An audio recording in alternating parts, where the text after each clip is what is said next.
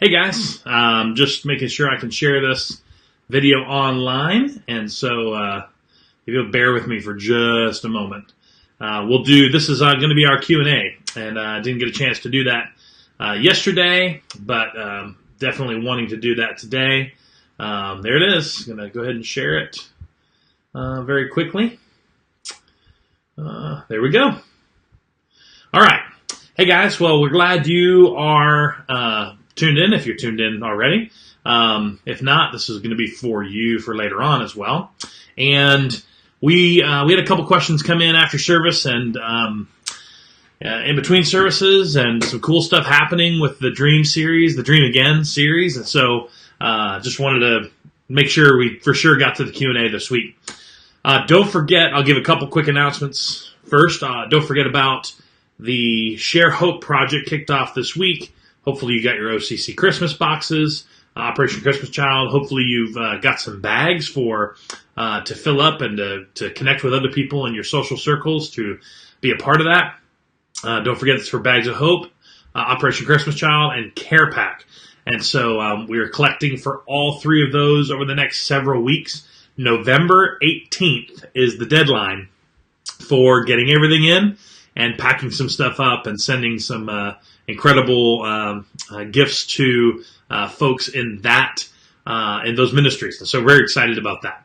I want to go through a couple things. I appreciate all the responses I'm getting about the series. If the series is meaning, I know it's difficult sometimes if you're not a dreamer and you don't naturally take risks, and this is just not your cup of tea. I really do hope that some of the challenges I'm bringing on Sundays, I have you in mind, and I'm hoping that some of those challenges are at least helpful for you. I'm also trying to speak to the dreamers that maybe have lost the ability to dream and have lost that. And so one of the questions that came in between the services that I can address is, what do you do if you don't have people in your life that encourage your dreams? And this is hard, and I just wanted to help address that. I kind of did my best to do it then, but I think more people than not can use this question. Maybe one person asked it, but maybe many of you feel that way. And the truth is that we all need people to encourage our dreams, and I think God wants you to have that. Now, there's going to be people in your life that they don't understand. They're not visionaries. They don't understand it. God just did not wire them to be dreamers necessarily. Doesn't mean they can't dream, but doesn't mean that that's just not natural for them. I want you to know that these people are going to be in your life. They're going to be in your family. And you need to just understand that they're not trying to discourage you from your dreams. They just don't know how to speak into the dreams. They don't know how to encourage you the right way. So usually what you end up getting is what you feel like is negative comments. You feel like because they don't embrace it and run with it, that they're not encouraging you. Don't always assume that. Okay. Now there are some people in this life who like really do believe they have some sort of spiritual gift to crush people's dreams and hopes. And these people are. I'm just telling you. You need to have few and far between conversations with these people, especially when it comes to your dreams. They may be people in your life group. They may be people in your family. They may be related to you. They may be close friends. But listen, they, for whatever reason, their hypercritical nature, their negative tone, their glass is half empty attitude, that's something that you're not going to be able to fix with your dreaming. And you're not going to, pray for them. I think that's only the Holy Spirit that can do a work in their heart to help change them and help them become more gracious to people like you who are dreaming. But number one, don't always assume that they're trying to not support you.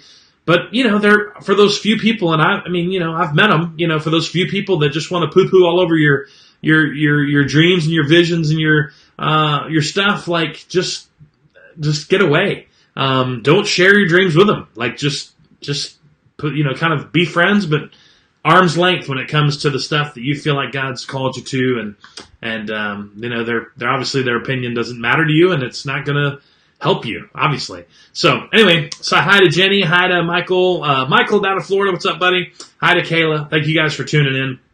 I want to go to the next question. Well, I actually had two questions. One came in about the comment I made about church planting, leaving churches, church planting, that kind of thing.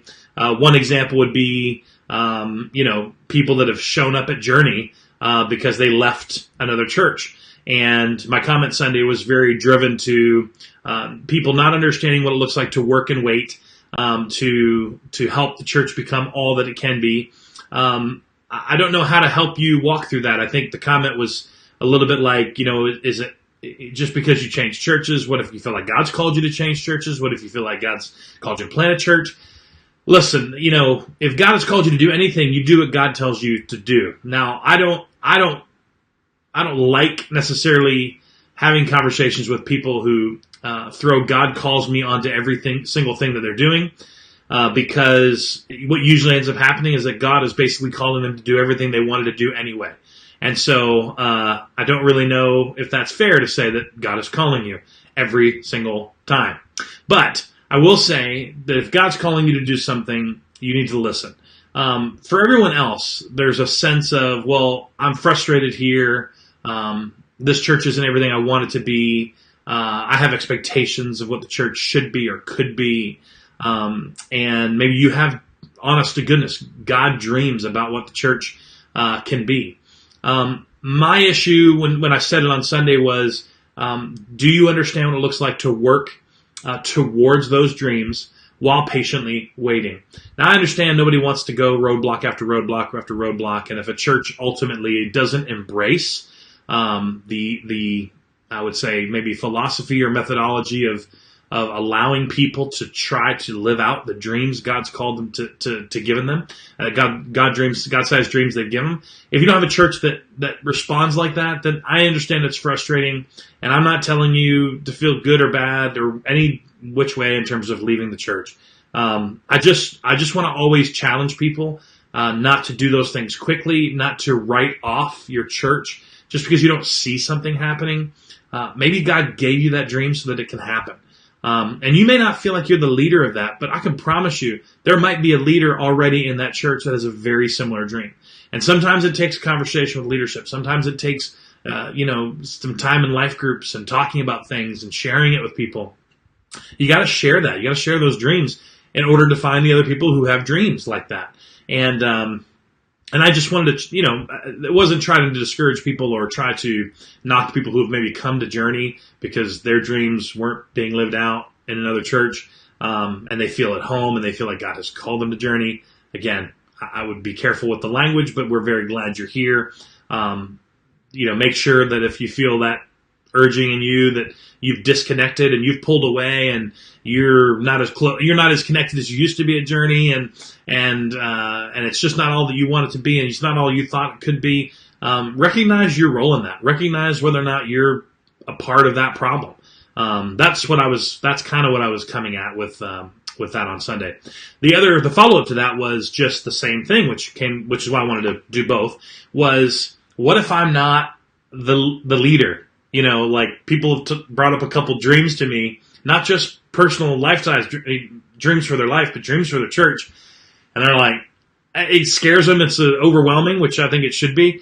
But they also don't see themselves as maybe the one leading that dream. And here's what I'll tell you, and I'll speak a little bit about this on this coming Sunday, is that we need to have a community that shares these dreams together. And it's true. God may be giving you a dream to link into someone else's dream or to lock arms with someone else who God has raised up or is helping them become the leader they need to become. And maybe they're the ones that are going to lead the majority of that dream, and you're going to be someone who helps.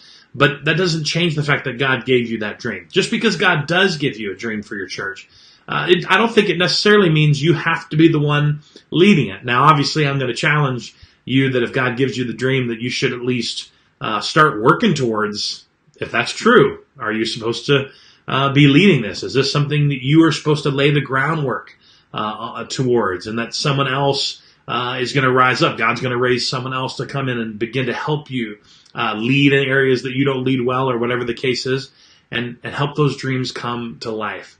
And at the end of the day, guys, again, my goal in this series is just, I know that there's more. I know there's more that God has in store for us. I know there's more that He has in store for our lives. I know there's more He has in store for our church. And as I'm going to talk about this week, I know that He has more in store for our city and our community, but it requires us to dream again, and understanding what it looks like and what the dreams are going to look like when it comes to the impact it can have in a city, the impact it can have in a community. And that's what we're going to talk about this week. But don't get discouraged if you feel like you're not the one that's going to lead your dream, because you're not a leader. Understand there's probably going to be a challenge there. God might be pushing you outside your comfort zone, but it also doesn't necessarily guarantee that if you speak that dream out loud, that everybody's going to look to you and be like, well, lead away. And you can say, I'm praying for God to bring a leader to me. I'm praying for God to bring about maybe somebody in my group, maybe somebody on a team, maybe somebody to come and lead this with me, because I might have some skills and gifts and talents that God's given me, but but there's other people that are going to join you and help you accomplish that. So thank you guys for sending in your questions and for speaking out those questions on Sunday. We try to again collect all those together for the Q&A. I've been really enjoying the series and really excited about where it's taking us. I can't wait to share with you this Sunday. We've got another, I think if you were here a few weeks ago, we showed you a little bit of Brad's story. I think that was in the More series. But we showed you a little bit of Brad's story. We're going to share a little bit more of his story on this coming Sunday, and he's actually coming to our church. And we're going to share a little bit of the story of Building Hope, some of the men and women in our church who are taking it, really cool to see them go from a dream that God's given them to mobilizing a great dream for the church, and now how it's affecting the city, how it's affecting our community. And I really do believe it's a good picture of where God wants us to continue to dream and dream again. I love you guys. Hope you have an awesome Wednesday. I hope everybody has a very safe and wonderful Halloween, and hope that tonight is just one of those fun nights. Don't eat too much candy. Have some what's that spiritual gift? Have some self-control. have some ability to control what your kids eat and you eat. Don't eat it all tonight, and give yourself a little bit of time. I think we try to space it out so it's nice and spaced out between now and Thanksgiving, and maybe even there's a really cool program where you can send hard candy and stuff overseas to soldiers, and that's always a really cool thing to try to do after Halloween when you and your children have had enough candy, and you can actually send some of that stuff in care packs to soldiers, which I actually think is a really cool opportunity, cool program.